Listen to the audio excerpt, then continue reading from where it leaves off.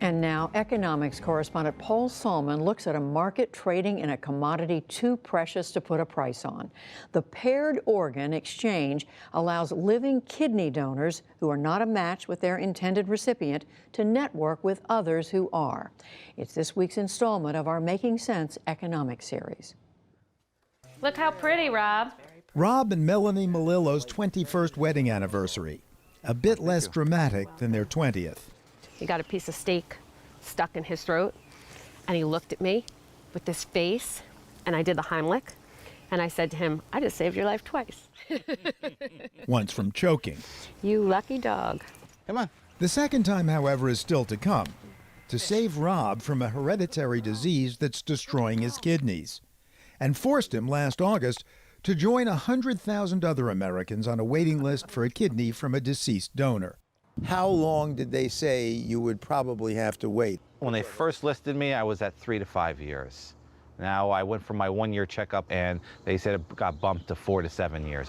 Even though in this last year, his health has continued to decline, making it harder and harder for him to keep working as a plumber. About 4 hours worth of work and I'm dragging. So Melanie was ready to give one of her kidneys to Rob. I said I'd give it if I could. The nurse said, well, you can. But it turned out not to Rob directly. Give me that jog in place. At age 47, this fitness instructor has kidneys that support a body able to run rings around the rest of us. Double.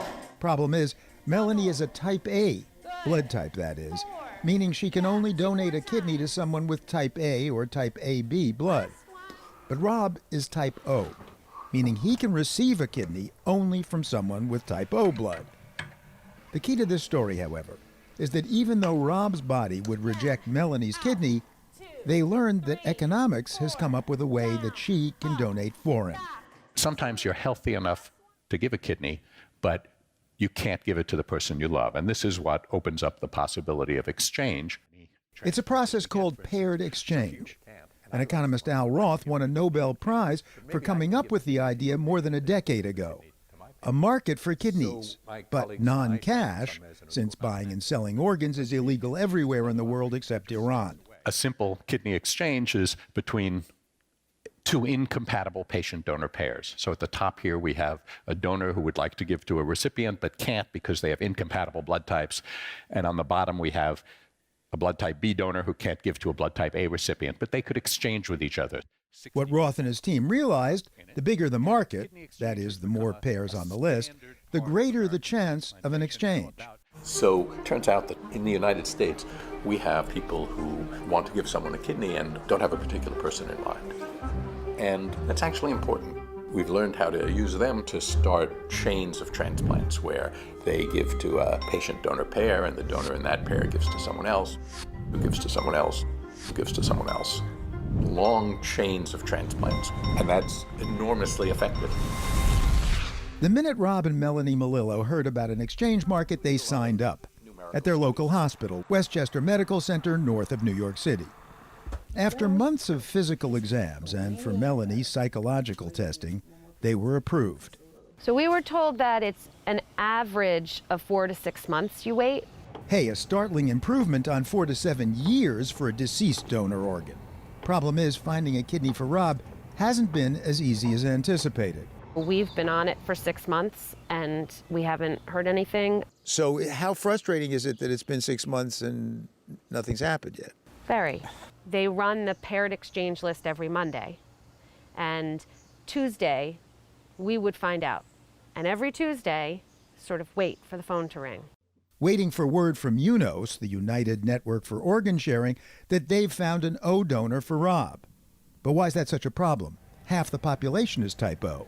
Because somebody who is blood type O can donate to anybody.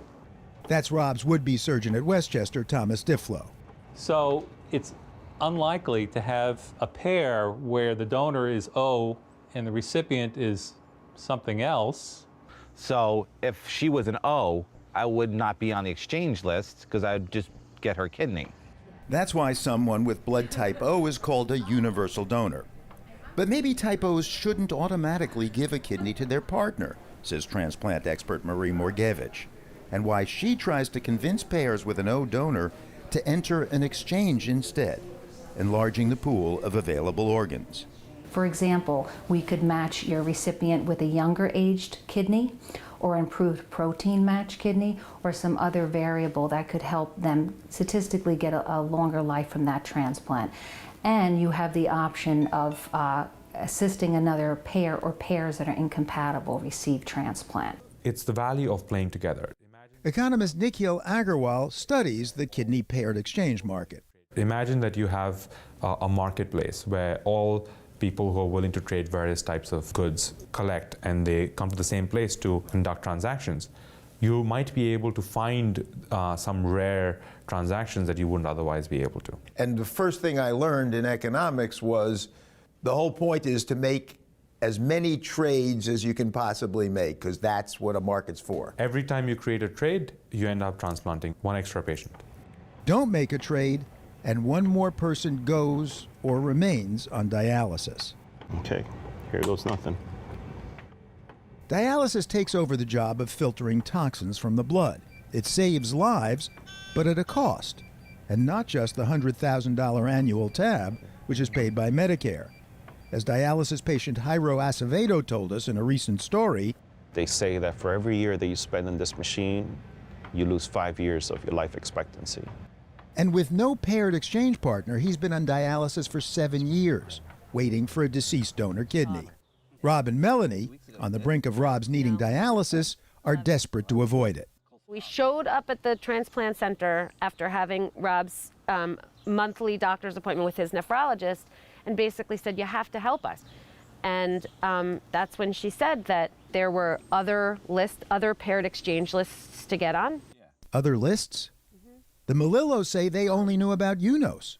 You don't know the questions you're supposed to ask if you don't know. We didn't know to ask, is this the only list?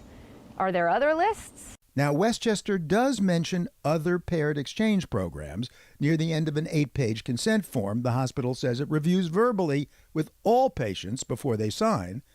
But the Melillos say it was only when they knew to ask, nearly a year into the process, that Westchester told them about 2 other major exchanges, neither of which the hospital participates in. I understand, it's a business. That's what it is at the end of the day.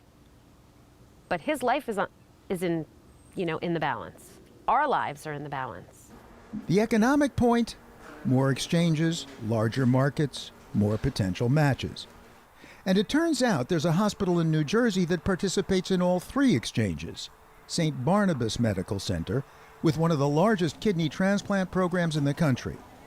Nephrologist Shamkant Malgankar. So we participate in multiple registries. In difficult patients, we put them in multiple registries. If you have an incompatible donor, in an exchange, the average time is somewhere between 6 months to a couple of years. So you will get transplanted as long as you have a living donor. But it sure isn't easy. Doing one exchange transplant is significantly more work than doing a donor directly to a recipient that they're compatible with. Again, St. Barnabas's Marie Morgevich. Really 100 people within the hospital at any one time are helping achieve that success. Can you raise your hand if you're a donor and if you're a recipient? But it's paying off for the members of a St. Barnabas chain featured on the Today Show in June. 27 transplants and counting. Hi, I'm Melanie Melillo. So the Melillos took their business to St. Barnabas, hoping they'd found a marketplace big enough for Melanie to give and for Rob to receive in return. And last week, less than a month after this taping, they were told that St. Barnabas has matched them with another couple, where the husband, who needs a kidney, is type A, like Melanie, and the wife, who's willing to give a kidney, is type O, like Rob. The surgeries may happen by the end of August. Happy anniversary. Happy anniversary. And with the advent of kidney exchange markets, hopefully, many more to come. This is economics correspondent Paul Salman reporting for the PBS NewsHour.